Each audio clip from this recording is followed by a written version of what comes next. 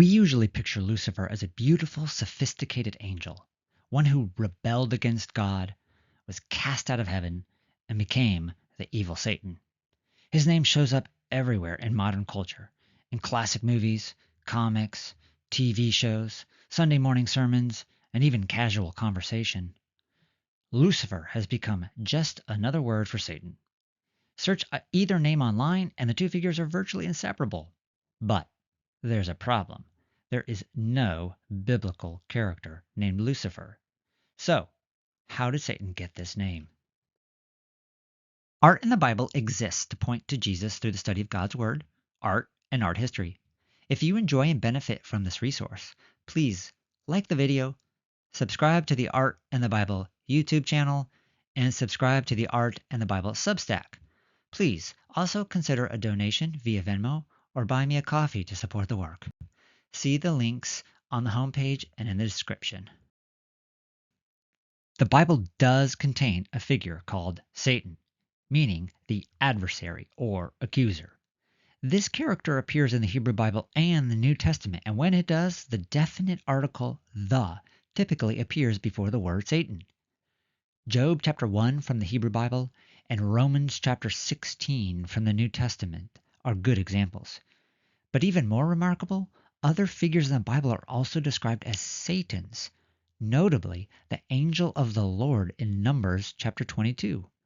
These underlying biblical facts indicate that the word Satan is not really a name, but more like a title or a description of a role to be filled. Yet, by the time of Jesus, a lot had changed with Satan. Jewish and early Christian literature began to adopt the title Satan for the leader of all evil.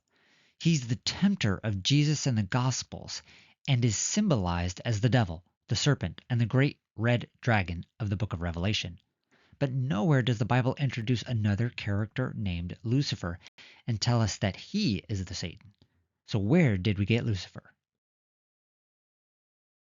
The answer begins in a passage that, at first glance, has nothing to do with Satan, Isaiah chapter 14, verse 12. In this passage, Isaiah is mocking the king of Babylon's arrogance, but in the middle of it, he describes a figure who falls from heaven because of his pride. That figure is called Star of the Morning, or in some translations, Bright Star. In Hebrew, the word is Helel. Notice, no Lucifer yet. Nearly every early Jewish and Christian translator of this verse reached for a word meaning bright or shining, not a name. Lucifer enters the picture in the 4th century CE when Jerome, the great scholar monk who translated the Bible into Latin for what would become the standard Western biblical text for over 1,000 years, rendered Helel as Lucifer, meaning light bearer. It was a reasonable choice. Jerome used the same Latin word elsewhere in his translation, wherever the underlying idea was morning star or bringer of light. But here, and importantly, only here, that word quietly turned into a proper name. Except it never was one. There's no capital L Lucifer in the Hebrew, and Isaiah certainly never mentions the Satan at all. So the real question is, how did the obscure Star of the Morning become one of Satan's most famous names? To understand how the Satan eventually became linked with Lucifer, we need to turn to another passage, this time in the New Testament, Revelation chapter 12. Here, John describes a dramatic vision of a great dragon thrown or hurled down from heaven. And unlike Isaiah 14, there is no ambiguity about who this is. John names him outright, that ancient serpent who is called the devil and Satan. The imagery is vivid, and artists have traditionally depicted it in two parts. First, the war in heaven, and then the fall, the rebellious angel and his followers cast down to earth. Notice, though, Satan is never called Lucifer in Revelation 12 or anywhere else in the Bible. But now Christian readers had two powerful passages, Isaiah 14 and Revelation chapter 12, both describing a proud, radiant figure falling from heaven. And in the earliest years of Christianity, that pairing would only grow stronger. Early Christian interpreters began linking Isaiah chapter 14's fallen Lucifer with Revelation chapter 12's fallen Satan. More and more, passages about a heavenly being cast down from the sky were read as referring to Satan's fall. Early church fathers like Tertullian explicitly connected Isaiah 14 to the Satan, but probably no one did more to strengthen that bond than the early biblical interpreter Origen, who connected the Satan and Lucifer.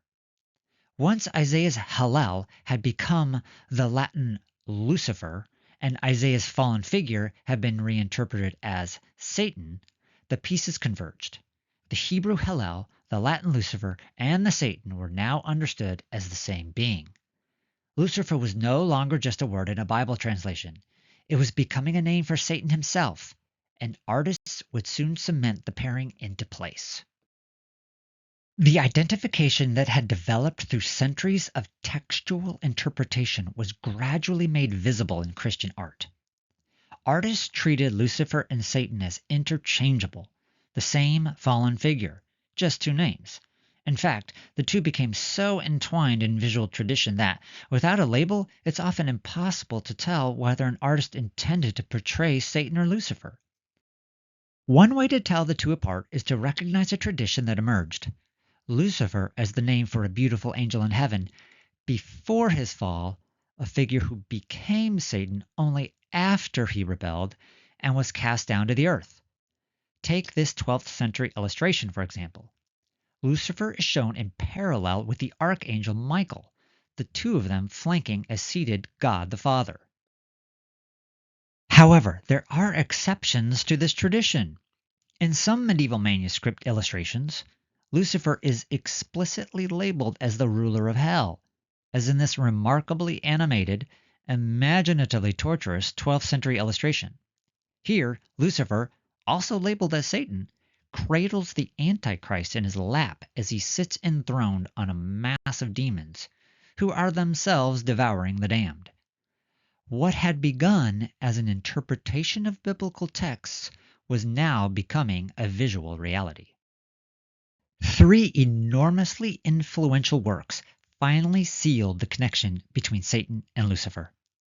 The first was Dante's Inferno, written in the early 14th century, which placed Lucifer frozen at the very bottom of hell.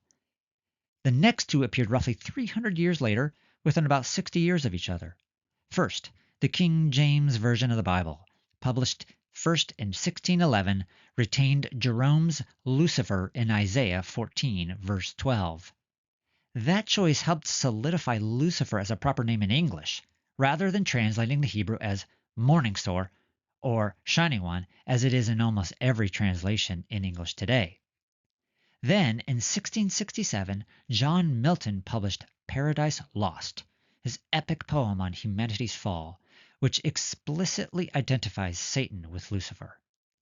By the end of the 17th century, a connection that had developed over centuries of interpretation, translation, and art had become fully embedded in Western Christian culture. Lucifer and Satan were no longer two separate threads. They were understood as two names for the same being. Artists continued to reinforce the identification, portraying Lucifer and Satan as identical, often drawing on the Inferno, Paradise Lost, and the Bible all at once. Sir Thomas Lawrence's Satan as the Fallen Angel, inspired by Paradise Lost, presents Satan as movie star attractive and muscular with windswept hair. The esoteric William Blake illustrated both Satan and Lucifer separately, one inspired by the Bible, the other by Dante. And Gustave Doré's illustration for the Divine Comedy unambiguously names a winged, sulking Lucifer as the lonely ruler of hell. By this point, the distinction between Lucifer and Satan had essentially disappeared from the Western imagination. The fallen figure of Isaiah 14, the Lucifer of the Latin and English Bible traditions, and the Satan of the Old and New Testaments had merged into a single figure in Western art and culture. But strip away the names, the traditions, the art, and a biblical truth remains. There is a Satan, and he is our enemy. But there is another, one who has a name that has not yet been revealed, and he has already triumphed over the Satan. For further Bible study, I would suggest that you read the chapters mentioned in the video, Isaiah chapter 14 and Revelation chapters 12 and 20. 2 additional chapters to read include Ezekiel chapter 28 and Matthew chapter 10. Matthias Albani's article, The Downfall of Helel, is a powerful argument that the Helel of Isaiah chapter 14 is not the Satan. See the links in the description for free access to the article. Finally, I recommend Michael Heiser's book, which also addresses the Satan, The Unseen Realm, Recovering the Supernatural Worldview of the Bible. For further art study, look for the links in the description to digitally explore a high-resolution scanned medieval manuscript called the Hortus Deliciarum, Latin for Garden of Delights. Start at page 105 to see how artists depicted such biblical scenes as God creating Adam and Moses splitting the sea. Trust me, it's worth the time and effort. Please like and subscribe, and thank you for watching.